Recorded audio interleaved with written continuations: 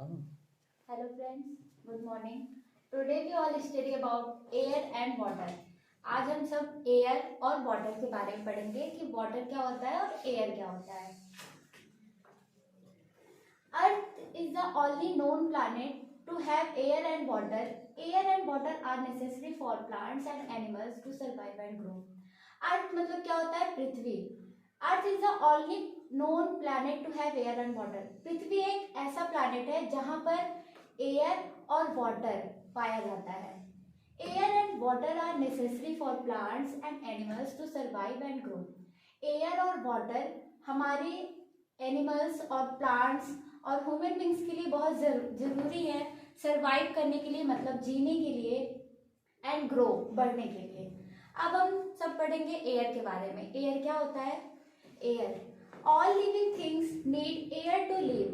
सभी living things जो होते हैं, जो जीवित चीजें होती हैं, उनके लिए क्या होता है? एयर जो होता है वो जीने के लिए बहुत ही ज्यादा जरूरी होता है. Air is all around us. Air क्या होता है? वो हमारे चारों तरफ होती है. We can feel it but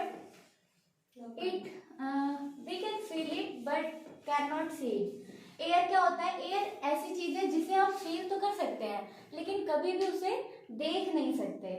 we feel it when it moves.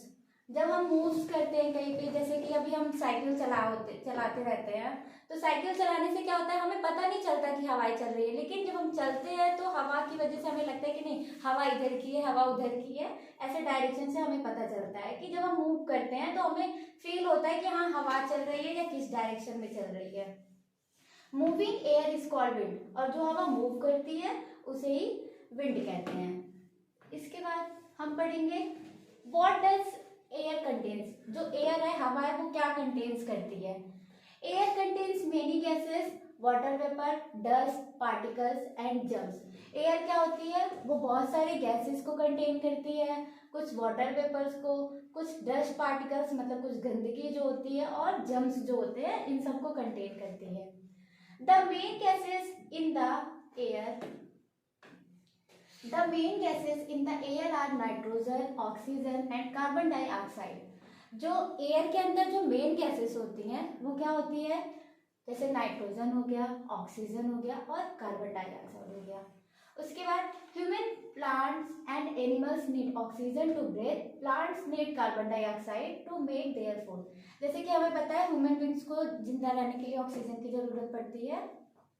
तो सिर्फ ह्यूमन बींग्स ही नहीं, ह्यूमन बींग्स हो गए, प्लांट्स हो गए, एनिमल्स हो गए, मतलब जो भी लिविंग थिंग्स होती हैं उसको जिंदा रहने के लिए, जीवित रहने के लिए सांस लेने की जरूरत पड़ती है. और सांस हम कैसे लेते हैं? ऑक्सीजन के जरिए से हम सांस लेते हैं. और जो प्लांट्स होता है उसको कार्बन डाइऑक्साइड की जरूरत पड़ती है, क्योंकि कार्बन डाइऑक्साइड की मदद से जो प्लांट्स होता है वो अपना खुद का भोजन बनाता है.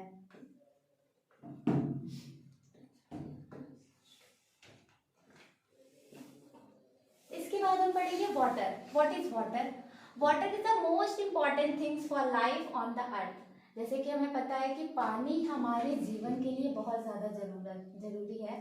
तो इसमें बताया गया है कि वाटर जो है वो बहुत ही महत्वपूर्ण चीज है पृथ्वी पर जिंदा रहने के लिए. हमारे पृथ्वी पर बहुत ज्यादा मात्रा में पानी है. We use it to drink, bath, wash, clothes and for many other purpose.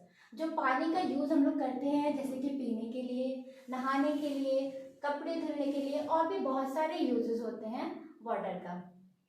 About 70% of our body weight is water. हमारे बॉडी का जो वेट है वो सबसे ज्यादा से ज्यादा क्या है? 70% मात्रा में पानी है. Rivers, lakes and streams are some water bodies. जैसे नदी हो गई, लेक्स, झील हो गए, स्ट्रीम्स हो गए, ये सब क्या है? कुछ वाटर बॉडीज हैं.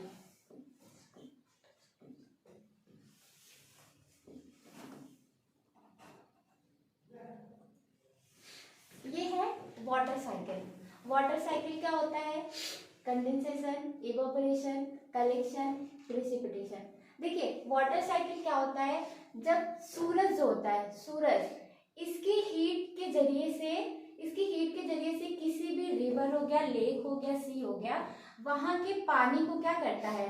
ऊपर लेके जाता है और उसको क्लाउड में चेंज करता है, बादल में चेंज करता है. और जब भी वो पानी जब ऊपर जाने के बाद बादल बन जाता है तो वहां पे उसे जब कूलिंग मिलती है, ठंडा मिलता है, तो वो बारिश के फॉर्म में, रेन के फॉर्म में क्या करता है, बारिश करता है। जैसे कि यहाँ से गया इवोपरेशन, धूप की मदद से ये क्या हो गया, पानी यहाँ से ऊपर गया, फिर यहाँ पे ये बादल बन जाता है, और जब इसे कूल मिलता है, ठंडा मिलता है, तो ये रेन ड्रॉप्स जो होते हैं, बारिश की बूंदे होते हैं, उसी के फॉर्म में ये वापस रिवर्स, लेक्स, हर जगह आ जाता है। फिर ऐसे ही क्या करता है, धूप अपनी सूरज की किरणों से ही क्या होता है, फिर से पानी ऊपर जाता है और फिर से क्लाउड बनता है, और उसके बाद फिर से वही बारिश हो जाती है। इसे ही कहते हैं वाटर वेपर। देखिए वाटर साइकिल क्या होता है, द कॉन्टिन्यूअस और cycling movement of water above on and below the surface of the earth is called the water cycle. इसमें बताया गया है कि जो वाटर का ऊपर से लेके नीचे तक जो भी साइक्लिंग मूवमेंट होती है, कॉन्टिन्यूअस चलती जाती है, उसे ही कहते हैं वाटर साइकिल। जैसे अभी मैंने आप सबको बताया, the energy of the sun evaporates water stored in the rivers, ponds, lakes, sea and oceans. जैसे कि मैंने आपको बताया कि जो सूरज होता है उसकी जो एनर्जी या उसकी जो हीट होती है, गर्मी, उसकी वजह से वाटर क्या होता है, स्टोर किया जाता है। कहाँ से, रिवर से, पॉन्ड से मतलब नदी से, तालाब से, झील से, समुद्र से, महासागर से, यहाँ से क्या करता है, पानी को स्टोर करता है। किसकी मदद से, सन अपनी हीट की मदद से, और heat from the sun and wind helps water to turn into water vapour. और उसी गर्म से, सूरज की गर्मी से और हवा की मदद से जो पानी होता है वो वाटर वेपर में चेंज हो जाता है। उसके बाद evaporation can be made faster by heating, on cooling water vapour change back into liquid form called condensation. अब कंडेंसेशन क्या होता है कि जब ऊपर जाता है हीट की मदद से, उसके बाद जब उसे ठंड मिलती है, कूल मतलब ठंडा, जब उसे ठंड मिलती है तो जो वाटर वेपर होता है वो वापस लिक्विड फॉर्म में चेंज हो जाता है। लिक्विड फॉर्म में चेंज हो जाता है तो उसे ही कहते हैं condensation. When the water vapor reaches a certain height, it cools and changes into teeny water droplets. जैसे कि मैंने आप सबको बताया कि जब पानी ऊपर जाता है सूरज की गर्मी की वजह से, उसके हीट की वजह से, जब वो ऊपर जाता है तो वो क्या बन जाता है, क्लाउड बन जाता है, बादल बन जाता है।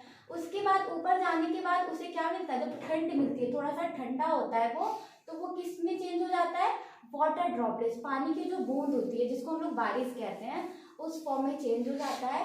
और these tiny water droplets from cloud, और क्लाउड से क्या होता है, बारिश होने लगती है। Clouds release water as rain और स्नो। ऐसे जैसे कि भी हमने बताया कि जो बादल से क्या होता है, रेन गिरता है, बारिश होती है, कभी कभी बर्फ गिरते हैं जिसको स्नो कहते हैं। Which eventually runs into the rivers, pond, lake, seas and ocean. और उसके बाद जब वो बारिश होती है तो वो बारिश का पानी फिर से रिवर्स में, पॉन्ड्स में, लेक्स में, सी में, ओशन में चला जाता है। तो ये था आज का हमारा टॉपिक। Thank you.